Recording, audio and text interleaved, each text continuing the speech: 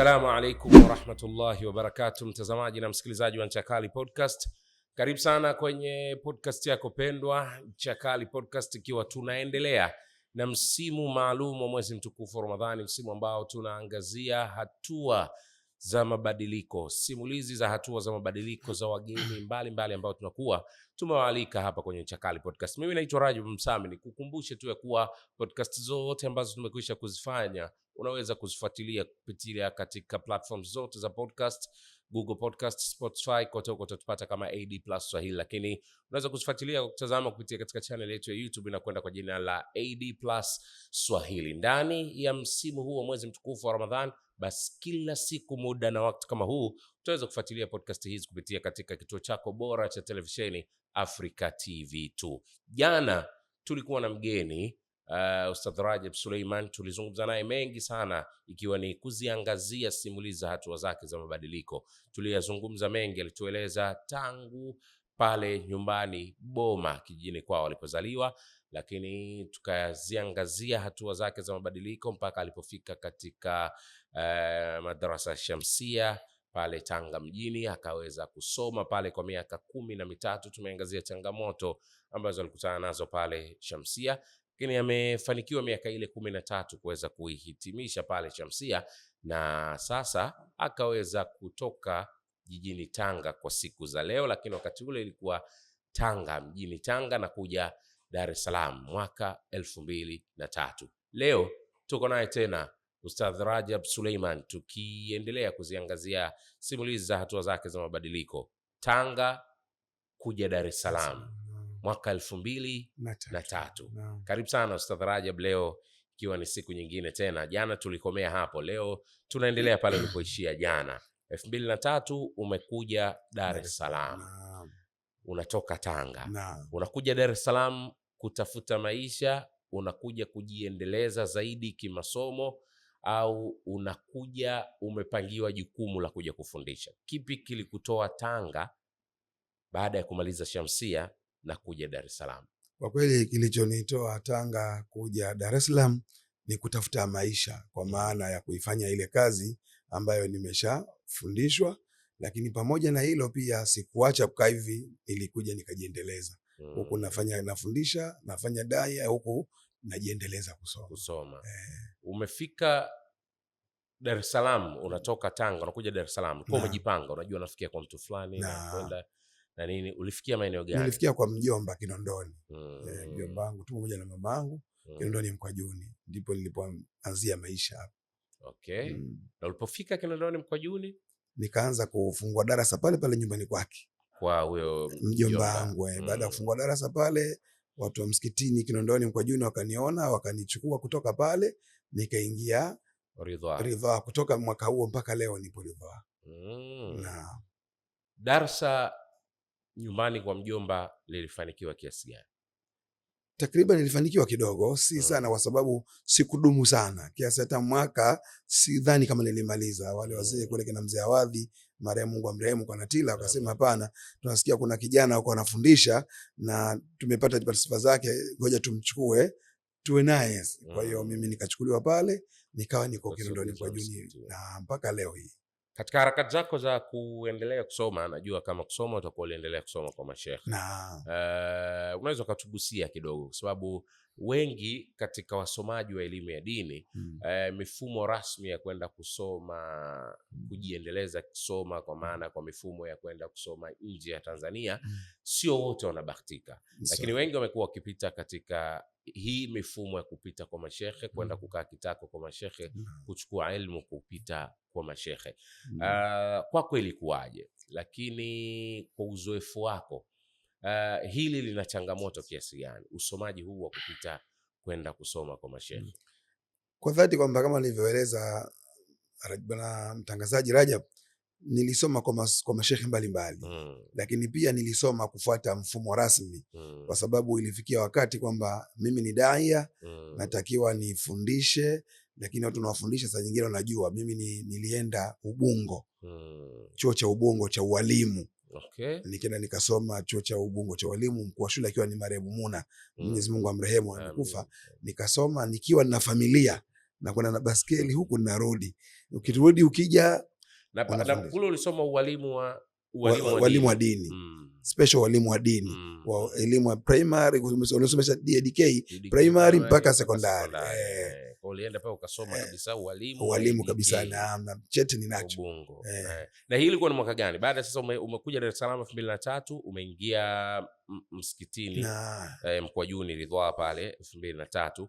Toka ulivyoingia ilikuchukua muda gani kwenda kusoma elimu? 2008 ndio nilianza kwenda kusoma. Miaka 5 baadaye. Nini kilikusukuma ukaamua kwaona kuna haja sasa kwenda kusoma? Kilichonisukuma ni baada kwamba Ridhaa wameanzisha sekondari na mimi najua kufundisha elimu ya DK, lakini sasa taratibu za baraza la mitihani huwezi kufundisha kama huna vyeti, maana yake huna sifa za kufundisha. Mimi kanisukuma ile, na mkuu wa shule akiwa ni Mr. Kaige Rashid akaniambia bwana, inawezekana. Kweli mimi nikaenda na nikasoma na nikamaliza. Sasa ni mwalimu ambaye naasesiwa kabisa na baraza kupitia scheme of work, lesson plan na mambo yote, kwa maana nilisukuma nikasoma. Hii ni upande wa sekula, lakini upande wa dini nilisoma kwa mashehe wengi sana na mpaka leo hii bado naendelea kwenda. Nilikuuliza kuhusiana na changamoto ya usomaji kwa mashehe. Tutarudi hapa kidogo kwenye swala hilo la kusoma EDK, tuangalie, lakini tubaki hapa kwenye swala la mashehe. Kusoma kwa mashehe. Wewe umesoma kwa mashehe na umesoma mpaka sasa hivi unasoma, kwa maana ushakuwa mtu mzima, una familia yako. Kusoma kwa mashehe umesoma na umesoma chuoni Ubungo.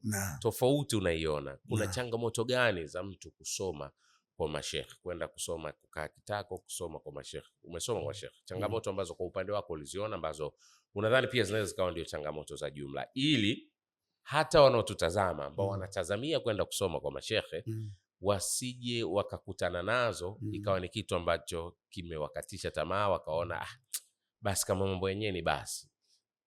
Kikubwa, changamoto kubwa ni yani, kwani kabla ya changamoto kubwa ni sisi wasomaji tunasoma kwa mashehe mbalimbali ni kuwa na subira. Sasa mashehe wa Dar es Salaam au mashehe wa mjini wana mambo mengi sana. Naweza ukafika pale darasani shehe hayupo wala hajatoa taarifa, kakaa wewe mpaka baadaye anakupigia simu kwamba bwana mimi sipo, inabidi utoke, iwe siku ile imepotea bure. Kusoma kwa shehe moja moja, hiyo ndio changamoto kubwa. Hiyo ndio changamoto kubwa.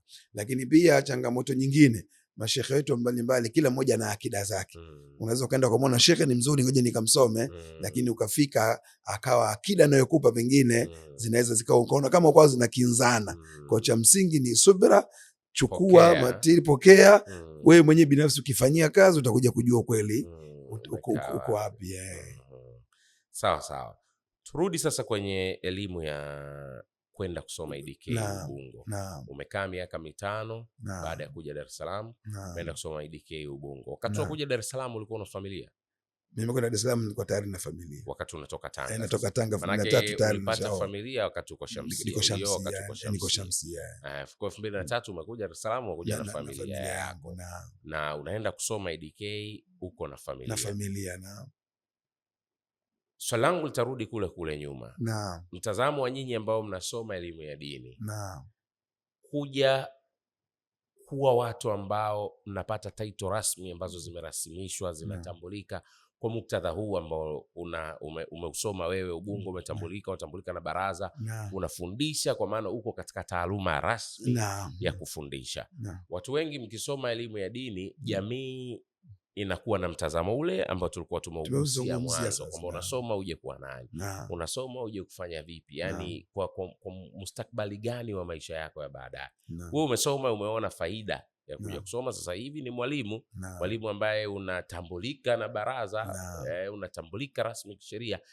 Hili wewe unalionaje kutoka katika sura ile ya kwamba unatazamika kama unasoma tu, pengine uje kuwa mganga, uje kuwa shehe ubwabwa, uje hivyo, lakini sasa hivi ni mtu ambaye unategemewa na jamii, uko rasmi, umerasmishwa.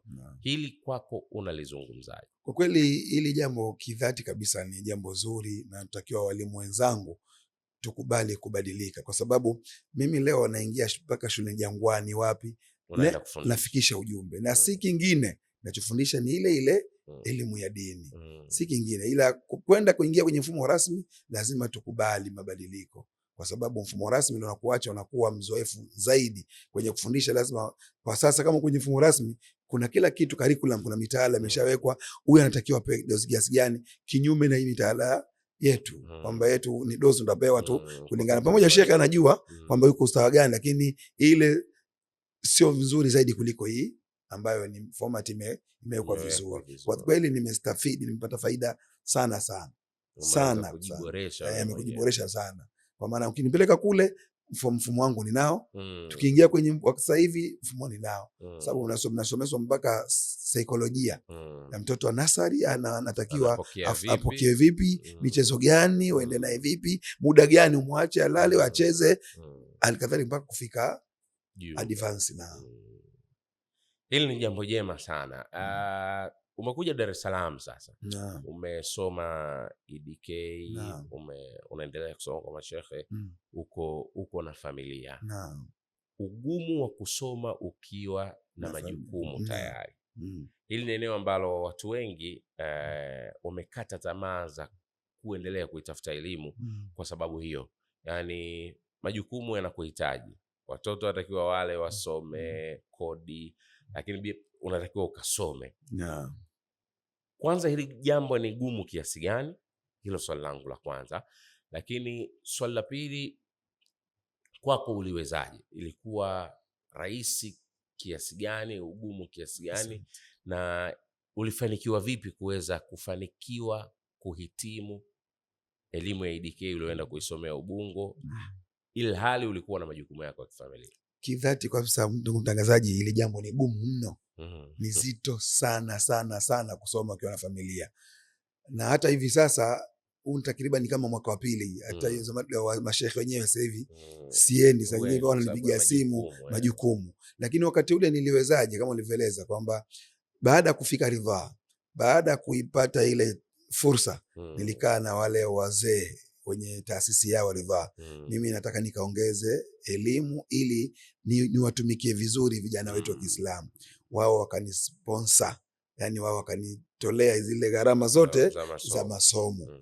Na nikitoka kule kwenye masomo jioni naendelea kufanya kazi yao ya kuwafundisha watoto wao. Kwa nilienda hivyo mpaka nikawa nimehitimu. Kwa msaada mkubwa wa swala la ada, nauli na nini walilibeba. Kwa hiyo kwa kweli likaa limenisaidia, na kwa sababu tayari nia na dhamira ya kusoma ilikuwa nayo, basi nikaweza. Kuna wengine wenzangu pia walishindwa, walikuja nyuma yangu waje tujaribu kama yule bwana, walishindwa njiani baada ya miaka miwili tena anasema, lakini Mwenyezi Mungu alinisaidia, nashukuru.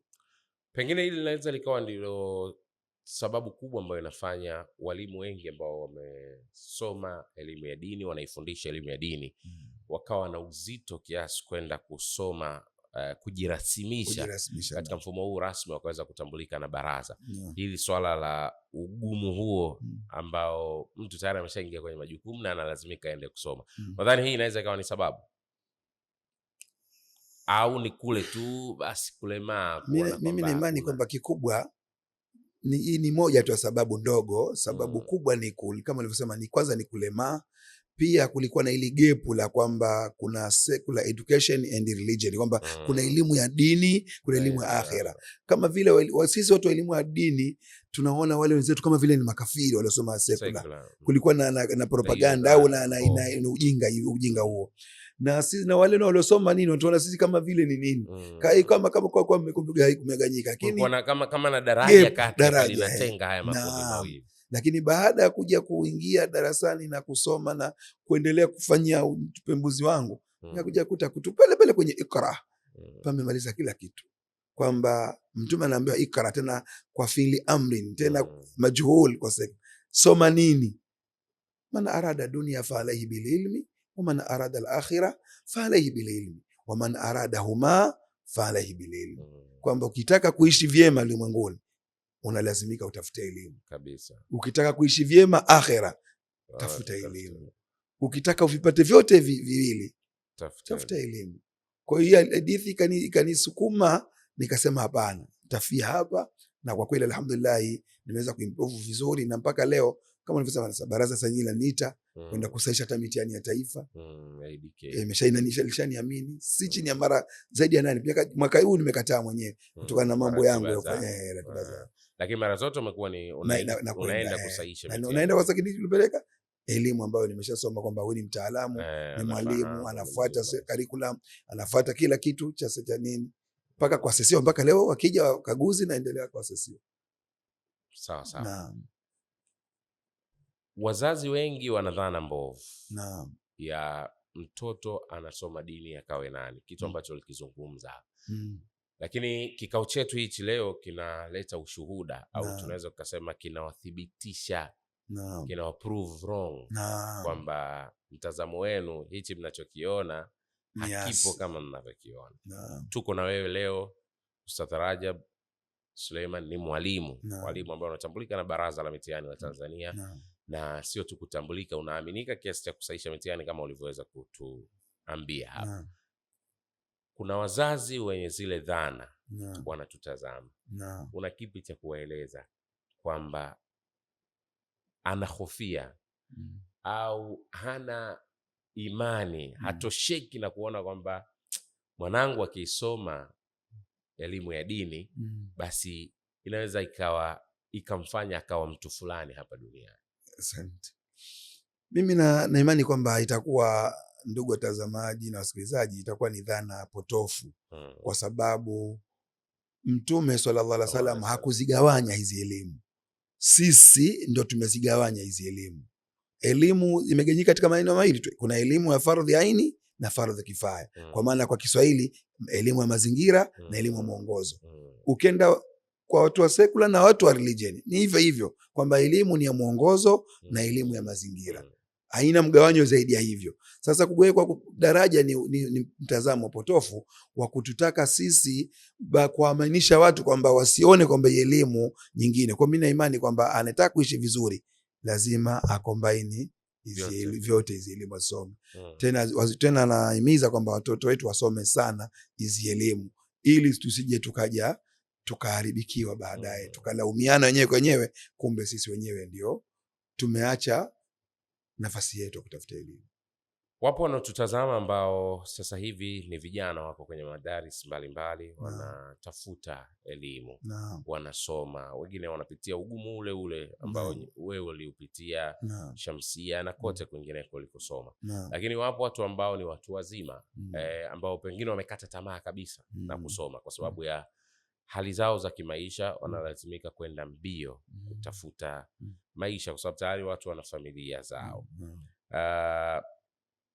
Makundi haya mawili una kipi cha kuwanasihi? Kundi la vijana ambao wako kwenye marakiz na madaris mbalimbali wanasoma, lakini wako katika mazingira magumu sana. Yani wako katika mijadala na nafsi zao, wengine pengine yani wanasubiri kitu kidogo tu ili waseme hapa sasa ilipofika mimi kusoma sitoweza tena kuendelea, imetosha. Wakaangukia katika kundi lile kubwa ambalo hata nyinyi wakati mnasoma mlianza nalo na kwa bahati mbaya halikufanikiwa kumaliza. Lakini wapo hawa ambao tayari ni watu wazima, na unajua wewe mwenyewe ulisisitiza sana kusema ni hali ngumu sana, kuna ugumu sana wa kusoma ukiwa tayari uko kwenye majukumu, lakini wanawajibika kwa sababu kuisoma elimu ya dini yao ni lazima, hawana msamaha. Hawakubahatika kuisoma wakati wako katika umri ule ambao angalau ingekuwa ni mepesi kwao kusoma. Sasa hivi washakuwa watu wazima, wanalazimika, lakini kila wakiangalia wanaona hapana, hawa nao unaonasi vipi? Kwa nasi kwangu wasikate tamaa, waendelee kusoma katika mazingira hayo hayo na hali hizo hizo.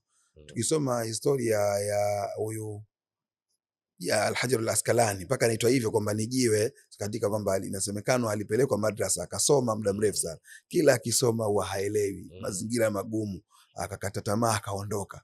Kafika maeneo ya mbali sana, akakaa akawakuta watu wanachota maji kwenye kisima hivi vya mawe vile vyetu vya asili, lakini unakuta kamba ndio ambayo imefanya mpaka lile jiwe likawa limechimbika au limekatika. Akaona kupandisha na kuvuta, kupandisha kwa muda mrefu, lakini jiwe limeweza kuchanika, akakamba kamba imechana jiwe ni kwa akaamua kurudi. akarudi tena kwa shekhe wake akasoma mpaka akafikia stage leo ni mwanachuoni mkubwa, tunavisoma vitabu vyake ni mikubwa, na ni mwanachuoni ambaye ni mutamada na anasikika. Kwa hiyo wazee wangu, watu wazima wasikate tamaa. Hata Bakari kaingia kwenye Uislamu akiwa ni mtu mzima, kwa kasoma akiwa ni mtu mzima. Kwa hiyo wazee naomba wasikate tamaa, waendelee kusoma. Ama vijana wenzangu, kusoma ndio silaha ya kila kitu. Wawe na subira na uvumilivu wa hali ya juu, wasikate tamaa, wasiangalie haraka ya maisha. Ukitazama maisha kwa haraka hautaweza kusoma. Kama ambavyo nimenukuu aya ya kwanza wakati naanza, wala taqnatu min rahmatillah inna Allaha yaghfiru dhunuba jamia. Huko sio mahala kwangu kwamba tusikate tamaa katika rehema za Mwenyezi Mungu. Elimu ni katika rehema za Mwenyezi Mungu, maisha katika rehema za Mwenyezi Mungu. Kwa hiyo tusikate tamaa tukaingia katika tamaa za kuacha masomo, tukatelekeza familia, tukatelekeza nini, tu struggle tuweze kusoma. Inshallah Mwenyezi Mungu atatufanikisha. Sawa sawa. Ustadh Rajab, tuko ndani ya mwezi mtukufu Ramadhani, na hata mazungumzo yetu tuko tukiangazia simulizi za hatua za mabadiliko, kwa sababu tunaamini kila mwanadamu anayapitia mabadiliko, lakini kubwa haswa katika mabadiliko ambayo sisi tunayaangazia na tunayatamani na ndio tunayaomba haswa kila mwanadamu ayafikie, ni mabadiliko ya kufika kuwa mu'min wa kweli, mabadiliko ya kufika hali unamtambua Mola wako, unatambua lengo la kuumbwa kwako, na unafanyia kazi maamrisho yote ya Allah huku ukiachana kabisa na makatazo yake. Tuko na mwezi mtukufu Ramadhani, mwezi ambao siku 29 mpaka 30 wengi wetu tunakuwa tumejikita katika kujipinda kuyatekeleza yale Allah aliyoyaamrisha. Tunayafanya kwa mapenzi makubwa sana, lakini kwa bahati mbaya baadhi yetu hatuipokei Ramadhani kama chachu ya mabadiliko. Kwa maana tunatoka kabla ya Ramadhani haijaja, tunakuwa tuko katika hali fulani, inaingia Ramadhani inatubadilisha.